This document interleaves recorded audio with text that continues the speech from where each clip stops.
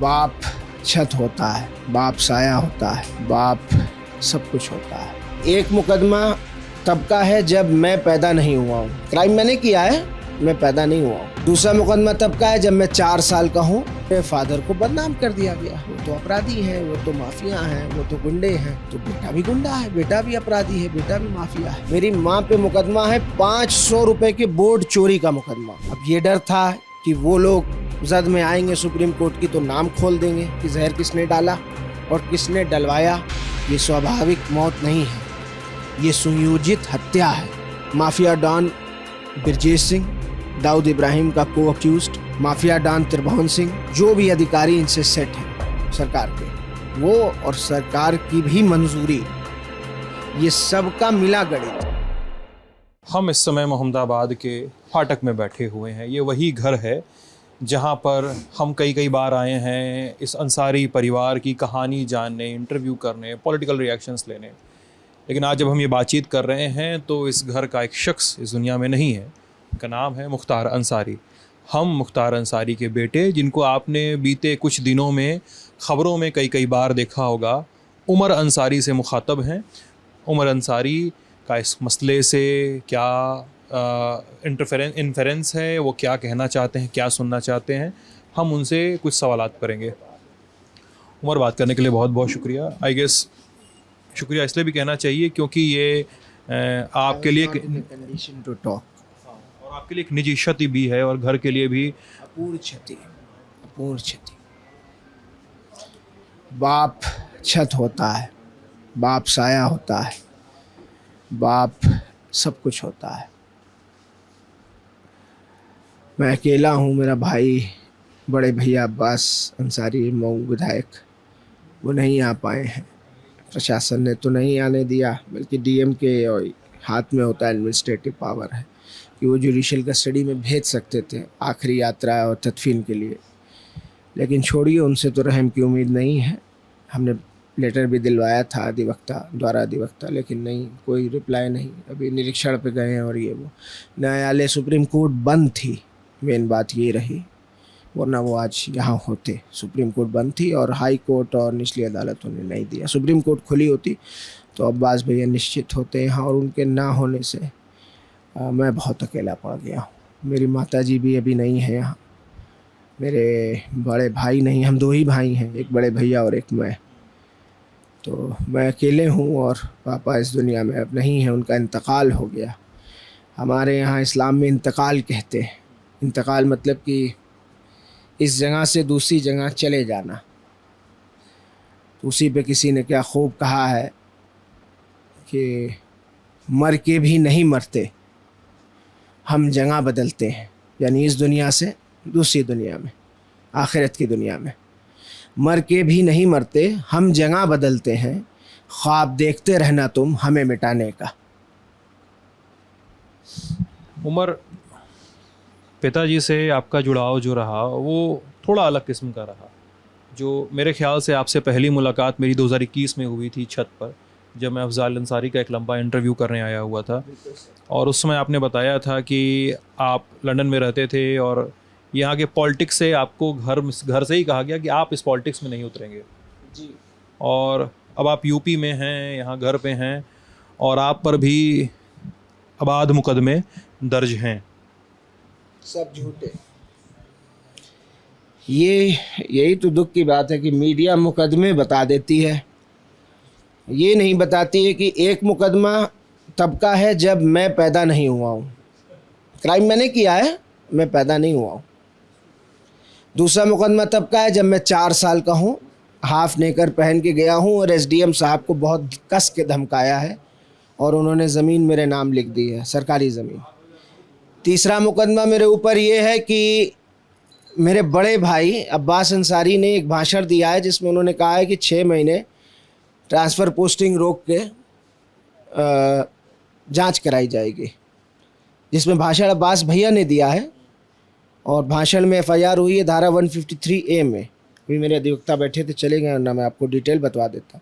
153A means that 2 parties और 2 communities, आपके भाषण की वजह से 2 कम्युनिटी की फ़ाइट हो, आपस में दंगा हो, फसाद हो, there is nothing reported like that, FIR हो गई।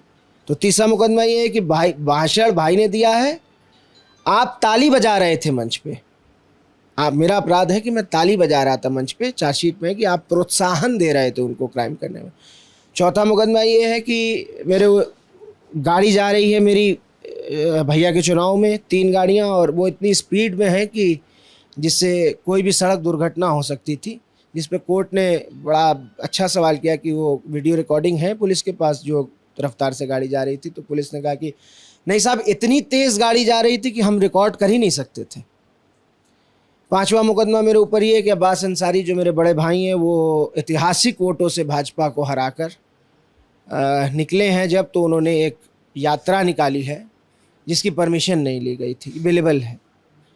छठवां मुकदमा मेरे ऊपर है 3 गाड़ियों की परमिशन चुनाव में हमने नहीं ली है, बल्कि जिस डेट को FIR हुई है उसके 2 दिन बाद से अनुमति गाड़ियों की मिलने की जो परमिशन होती है, गाड़ियों पे जो पास लगता है, उसकी परमिशन मिलना FIR के 2 दिन बाद शुरू हुई है। वो केस हाई कोर्ट ने क्वैश कर दिया। ये हैं 6 मुकदमे और मैं अपराधी हूँ, क्योंकि मेरे फादर को बदनाम कर दिया गया। वो तो अपराधी हैं, वो तो माफिया हैं, वो तो गुंडे हैं। तो बेटा भी गुंडा है, बेटा भी अपराधी है, बेटा भी माफिया है। और अभी आपने कहा ना कि आप पे भी मुकदमे तो हैं, मैं तो कह रहा हूँ हैं, मैं कहाँ डिनाई कर रहा हूँ, लेकिन मुकदमे क्या हैं? मेरी वालदा पे, मेरी माँ पे जो पर्दा नशीन है, चेहरा नहीं देखा है किसी ने, मेरी माँ पे मुकदमा है 500 रुपए के बोर्ड चोरी का मुकदमा। कितने रुपए के? 500 रुपए के बोर्ड चोरी का मुकदमा। Will you believe it? तो ठीक है, आपकी सरकार है, आप हाकिम हैं, आप अपने आप को नया नया लक़ब देते हैं। मुझे सुना है कि बहुत से लक़बों से आपको नवाजा जाता है, लेकिन इस तरह की कार्रवाई आप करते हो तो आप सोचते हो कि जनता नहीं समझ रही। ऐसा नहीं है, जनता बखूबी समझ रही है, और पूर्वांचल की जनता, मऊ की जनता, यूपी की जनता सब समझ रही है। मुख्तार की मौत के पहले बहुत दिनों सर ये कम्युनिकेशन हो रहा था, बहुत सारी बातें आ रही थी, बहुत सारी खबरें भी आ रही थी, और कोर्ट में भी ये बात गई थी, और जिसको बाद में आपने सवाल उठाया भी था। आपने सवाल उठाया भी था जब ये बात मुख्तार अंसारी निधन की खबर आई थी, कि मुख्तार अंसारी को लगातार स्लो पॉइज़न दिया जा रहा था। ये बात कोर्ट में एक पेशी में भी नहीं गए थे वो, तब भी जेलर से पूछा गया, जेलर ने भी पुष्टि की थी, और अस्पताल ले जाया गया था। और इसके मैं एक सवाल और नथी कर देता हूँ फिर आपके ज़िम्मे। फिर आपका एक छोटा सा ऑडियो वायरल होता है मुख्तार अंसारी से बातचीत का, जिसमें आप दोनों के बीच की वो भावुक बातचीत है, बहुत इमोशनली हाई लेवल पे बातचीत है, जिसमें वो कह रहे हैं अपने ज़िम्मे के कि शरीर चला जाएगा, रूह रह जाएगी, और आप मना रहे हैं कि नहीं पापा, हम लोग हज करने चलेंगे, आप ठीक हो जाएंगे। आप अपने तरीके से उन्हें समझा रहे हैं। क्या था ये घटनाक्रम, इसके बारे में थोड़ा समझाइए। पहले तो मैं आपको थोड़ा दुरुस्त करना चाहूँगा, आपने टॉपिक ऐसा छेड़ दिया कि मैं इमोशनल हो गया। दुरुस्त ये करना चाहूँगा कि आरोप मैंने नहीं लगाया है, आरोप जिनको जहर दिया गया सबसे पहला उन्होंने लगाया है। 19 तारीख की रात में उनको खाने में जहर दिया गया। इस बात को 21 तारीख को सुबह माननीय 3 न्यायालयों के समक्ष, Banda MP MLA court, Azamgarh MP MLA court और Barabanki MP MLA court, 3 MP MLA कोर्टों में उन्होंने द्वारा अधिवक्ता ये एप्लीकेशन दी कि मुझे विषाक्त पदार्थ स्लो पॉइजन खाने में दिया गया है, जिससे मेरी तबीयत बहुत बिगड़ गई है और मेरी हालत इतनी गंभीर है कि मुझे लग रहा है मेरा दम निकल जाएगा। मेरे फादर ऐसे कमज़ोर आदमी नहीं है कि वो कहें कि मेरा दम निकल जाएगा। अगर उन्होंने कहा तो इसका मतलब कि वो चीज़ वो कोई भी स्वाभाविक है, कोई स्वस्थ आदमी, मेरे फादर बहुत फिट हैं, बहुत फिट थे, हैं की ही आदत है ना, फिट थे।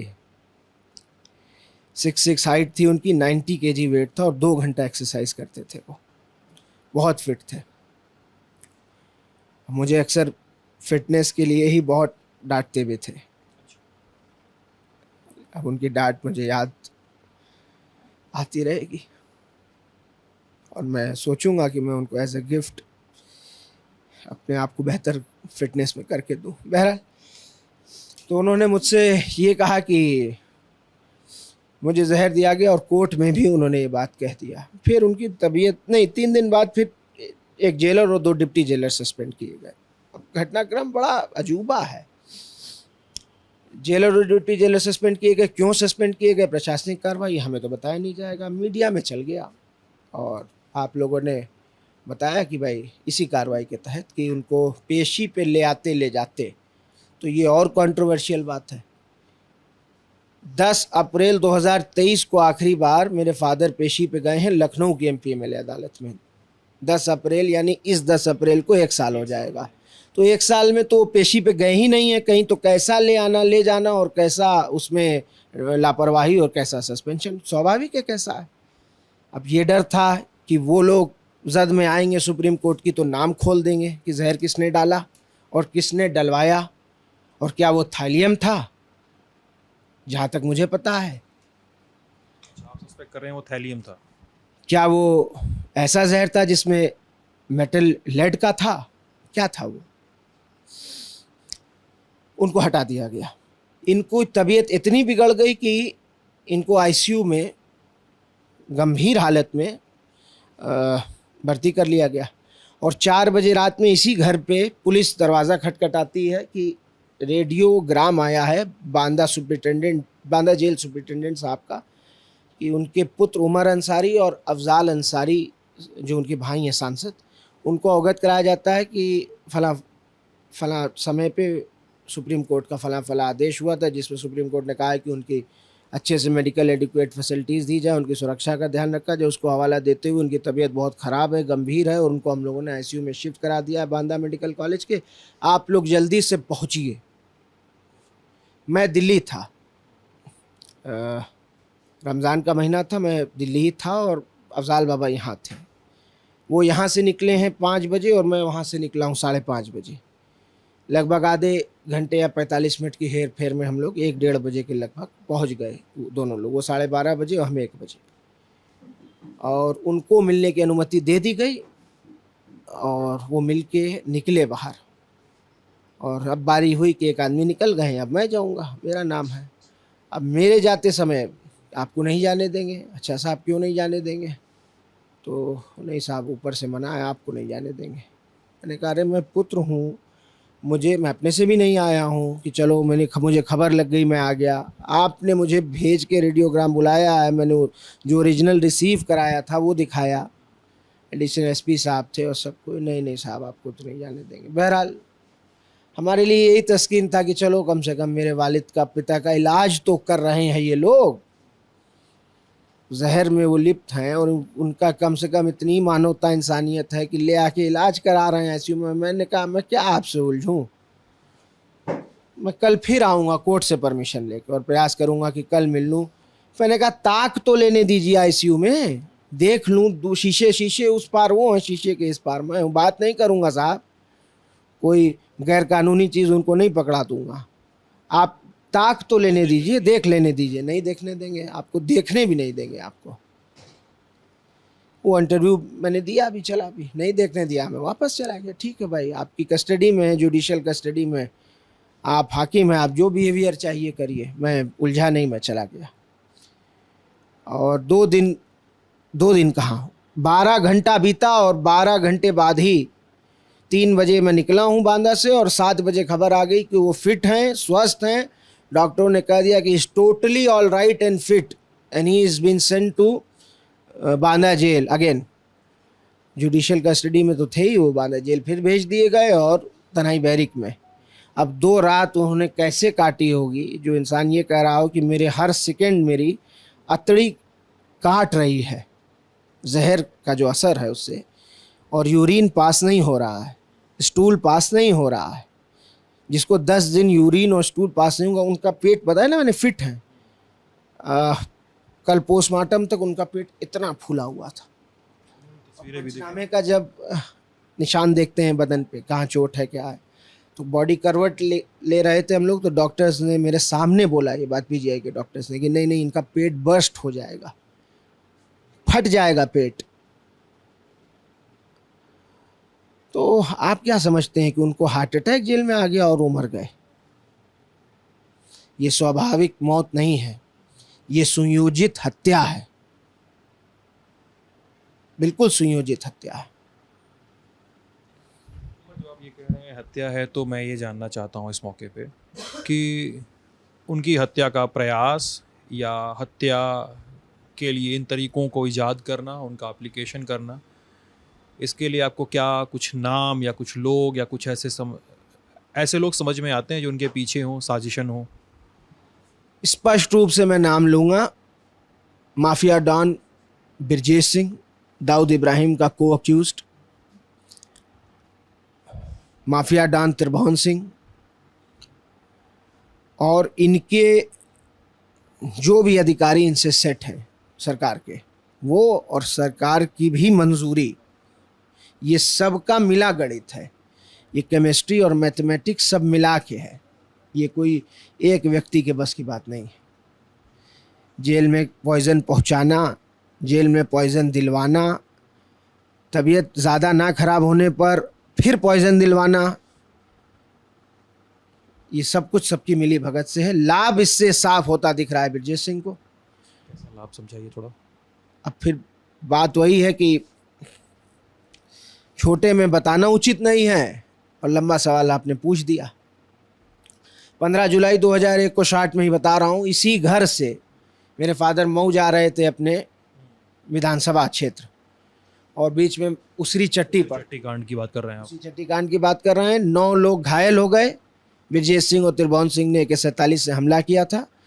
9 लोग घायल हो गए थे, 3 लोग मर गए थे, जिसमें मेरे फादर इंजर्ड विटनेस और वादी मुकदमा है, जिसमें 22 साल बाद अब गवाही शुरू हुई है। और पिछले साल से इस साल के बाद 7 गवाहियां गुजर चुकी हैं जो ब्रजेश सिंह के खिलाफ हैं, 7, जिसमें गवाह ने जो कहा है वो आप लोग निकाल के पढ़ सकते हैं, अखबारों में है तो जान रहे होंगे आप। स्पष्ट रूप से कहा है कि ये ब्रजेश सिंह थे, यही हम पे AK-47 से गोली चला रहे थे, और विधायक जी को मारने की नीयत से इन्होंने गोली चलाई थी। अब इस केस में अगर मुख्तार अंसारी जो वादी मुकदमा थे वो भी गवाही दे देते हैं, बहुत से गवाहों को तोड़ने की कोशिश की गई। तो कैसे तोड़ने की कोशिश की गई? तो जितने गवाह इस मुकदमे में थे, उसरी कांड में, उनको एक नया मुकदमा 22 साल बाद कायम कर दिया गया, और उसमें उनको मुलजिम बना दिया गया, उन गवाहों को। यानी witness in this cases were made accused in a new case, no, not another case, in the same crime but a different FIR. The crime is same, but they are portraying it अलग angle से आपके। अलग angle उनका है कि मुख्तार अंसारी ने अपहरण करवाया था मनोज राय का, और बिहार से उठा के उनको ले आए और यहीं फाटक पे, यहीं घर पे उनको मार दिया, और फिर अगले दिन ले जाके वहाँ उसरी चट्टी पे हवाई फायरिंग कर दी, और ये दिखा दिया कि गोली तो हमने अपने ऊपर खुद ही चलाई थी, और खुद को भी गोली मार ली, और अपने 9 आदमियों को भी गोली मार दी, और अपना सरकारी गनर भी मार दिया। ये स्टोरी वो बना रहे हैं ब्रजेश सिंह को बचाने के लिए। और सरकार देखिए कि 22 साल बाद FIR कर रही है। 5-10 मिनट अगर FIR इधर उधर हो जाती है तो एंटी टाइम कहलाती है, एंटी टाइम FIR कहा जाता है उसको। बैठे हैं वकील साहब, पूछ लीजिएगा, एंटी टाइम FIR कहा जाता है। बड़ा बड़ा केस छूट गया है, इस पर रूलिंग है, पढ़वा दूंगा आपको। लॉ में नहीं किया हूँ अभी, लेकिन नॉलेज है। और 22 साल बाद एक मुकदमा कायम हो रहा है और उसका ट्रायल किया जा रहा है, और उसमें जो अक्यूज्ड बनाए गए हैं वो उसरी कांड वाले केस में गवाह हैं। तो अब मुख्तार अंसारी गवाही दे देते हैं तो ये तो डरेंगे नहीं, ना पैसा लेके मानेंगे कि टूट जाएं, ब्रजेश सिंह से डरेंगे भी नहीं, तो ये गवाही दे देते। तो क्या होता उस ब्रजेश सिंह के भविष्य का, जो सरकार की गोद में बैठा हुआ है, जो बनारस जैसी जगह से, जिसकी पत्नी निर्दल MLC का इलेक्शन लड़ती हैं, और मोदी जी की पार्टी BJP, जिसको आप मीडिया के भाई लोग भी कहते हैं कि सबसे बड़ा नेता देश का और सबसे पॉपुलर नेता कोई है तो मोदी हैं, और उनकी पार्टी BJP, जिसको कहते हैं कि सबसे बड़ी पार्टी है, जो सत्ता में भी है, केंद्र में भी, प्रदेश में भी, वो बनारस मोदी जी की लोकसभा से बीजेपी वहाँ से समझ लीजिए कि शून्य के बराबर वोट पाती है और ब्रजेश सिंह की पत्नी निर्दल जीत जाती हैं। तो कैसे जीत जाती हैं? बिना मिली भगत के जीत जाती हैं, बिना मोदी जी, बिना योगी जी, बिना अमित शाह जी, बिना बीजेपी की हेल्प के जीत जाती है? नहीं। तो बिल्कुल स्पष्ट है कि वो सरकार से क्लोज हैं, सरकार के ख़ास हैं, और इसलिए उनको बचाने के लिए हर कार्रवाई हमारे खिलाफ की जा रही है। और अब तो कार्रवाई करते करते करते करते बात यहाँ तक आ गई कि सुनियोजित तरीके से मेरे पिता की हत्या कराई गई। मामले में लास्ट सवाल यही है मेरा कि इस मामले में जुडिशियल प्रोब ऑर्डर हो चुका है, विसरा प्रिजर्व किया जा चुका है, विसरा की जांच होगी, तब हमको पता चलेगा कि पॉइजनिंग का क्या है। तो यहाँ पर मैं आपसे 2 सवाल मतलब नत्थी करके पूछ ले रहा हूँ, आप अपनी सुविधा से जवाब दीजिएगा। आपका अगला कोर्स ऑफ एक्शन क्या होगा इस मामले में? और 2, चूँकि आप एक उस परिवार से आते हैं जिसमें राजनीति कई पीढ़ियों से है और परिवार भर में फैली हुई है, तो आपके भी कुछ राजनीतिक संबंध और राजनीतिक सूत्र होंगे। इस पूरी घटना के बारे में आपको अंदरूनी सूचनाएं क्या मिलती हैं, कितनी मिलती हैं, जो आप हमसे साझा कर सकते हैं? और अगला कोर्स ऑफ एक्शन। बाद वाले सवाल का पहले जवाब दे रहा हूँ। क्यों उन लोग की गर्दन कटवाना चाहते हैं? जो कुछ थोड़ा बहुत जानकारी दे भी देते हैं, उनकी गर्दन कट जाएगी। नाम नहीं लूँगा मैं किसी का, बिना नाम लिए इतना बता रहा हूँ कि जो मैं कह रहा हूँ उस बात को आप गांठ बांध लीजिए कि मैं बिना तथ्यों के आधार पे, या मेरे पिता ने बिना तथ्यों के आधार पे इल्ज़ाम नहीं लगाया था। ये स्वाभाविक मौत नहीं है, ये सुनियोजित हत्या है। मैं फिर कह रहा हूँ, तीसरी बार कह रहा हूँ, आप इसको हेडलाइन बना लीजिए। पहला सवाल आप कहे था कि बिसरा और बाकी चीज़ें कोर्स ऑफ एक्शन, तो उसके खिलाफ भी हमने माननीय जिलाधिकारी जो हैं वहाँ की, उनको लिख के कल दिया है चिट्ठी कि हम पोस्टमार्टम आपके पैनल के द्वारा नहीं कराना चाहते हैं, डॉक्टरों के जो पीजीआई के, हम एम्स दिल्ली के पैनल के द्वारा कराना चाहते हैं। उसको उन्होंने खारिज कर दिया। खारिज करके पोस्टमार्टम तो करा दिया, बॉडी भी लेके हम लोग आ गए, सब कुछ हो गया, तदफीन भी हो गई, वो भी उन्होंने एक्सेप्ट नहीं किया। अब आगे की प्रक्रिया आप हमारा सोचिए कि हम किस मेंटल स्टेट से गुजर रहे हैं इस समय। तो हम आपको इस समय अखाड़े में कुश्ती कैसे करेंगे क्या बताएं? अखाड़े से कुश्ती से मुराद है कि लीगल प्रक्रिया, जो कानून का दावपेच है, या कोर्ट्स में क्या करेंगे आगे। हमारे वकील हैं आदरणीय कपिल सिब्बल जी, लीगल टीम है हमारी, सबसे डिस्कस करेंगे, उनसे पूछेंगे, उनकी राय पे चलेंगे। अफजाल बाबा राय देंगे। अफजाल बाबा सांसद जी घर के बड़े हैं, गार्जियन हैं। मेरे पिता भी जब जिंदा भी थे तो सब उनसे पूछते थे, और अब तो वो नहीं है, तो मेरे और मेरे भाई के लिए तो मेरे बड़े पिता तो वो हैं ही, बड़े पापा, बड़े अब्बा तो मैं उनको कहता ही हूँ। उनसे पूछूंगा, जो पूरे सबकी एकमत राय बनेगी वो करेंगे। लेकिन ये है कि कानून के रास्ते से हम लोग अपनी लड़ाई लड़ेंगे। हम या हमारा परिवार कोई काम ऐसा नहीं करेगा, मार्क माय वर्ड, कोई काम हम ऐसा नहीं करेंगे जो कानून की नज़र में अपराध की श्रेणी में आता हो। हम कानून के रास्ते से, जो लीगल तरीका है, उस तरीके से हम अपनी लड़ाई लड़ेंगे, और वो हमारा अधिकार है, संवैधानिक अधिकार है। और पिताजी से आखिरी बार बात वही हुई थी जिसके हमने ऑडियो सुने हैं? अब मत जख्म को छेड़िए। Sorry, I am sorry. ये उमर अंसारी थे। आप इस बातचीत पे, इस मामले पे हमारी कवरेज जारी है। आप ललन टॉप के साथ बने रहिएगा। आप सभी का बहुत बहुत शुक्रिया।